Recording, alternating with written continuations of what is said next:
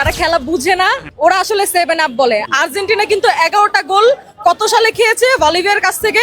যখন আর্জেন্টিনার সাপোর্টার আপনাদেরকে 7 আপ বলে ট্রল করে তখন আপনার কেমন লাগে? এটা একটা সুন্দর প্রশ্ন, আপনার আসলে খুব টেকনিক্যাল প্রশ্ন। আসলে আমি বলতে চাই যারা খেলা বুঝে না ওরা আসলে 7 আপ বলে। আপনি যদি বিগত দিনের একটা লিস্ট আমি যদি আপনাকে এখন দেখাই, আমার একটু সময় লাগবে বের করতে। আর্জেন্টিনা কিন্তু 11টা গোল কত সালে খেয়েছে বলিভিয়ার কাছ থেকে। প্লিজ এটা 11/0 এটা একটু যে দেখে নেবেন আপনারা। আর দেখেন। এরপরে হচ্ছে গিয়ে ব্রাজিল না সরি আর্জেন্টিনা হচ্ছে গিয়ে 7 হচ্ছে গিয়ে আমার দেশটার নাম মনে আসতেছে না। ওরা কিন্তু খুব ভালো গোল খাইছে।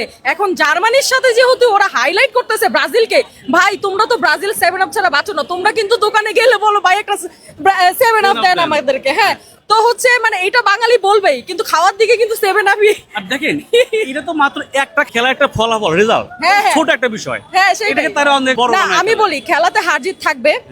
এইটা নিয়ে হচ্ছে বাংলাদেশের মানুষরা খুব ডাই হার্ট ফ্যান, মারামারি কাটাকাটি, বন্ধুর সাথে বন্ধু কথা বলে না। আমি মনে করবো যে এই ধরনের পাগলামি কাজগুলো নাই করুক।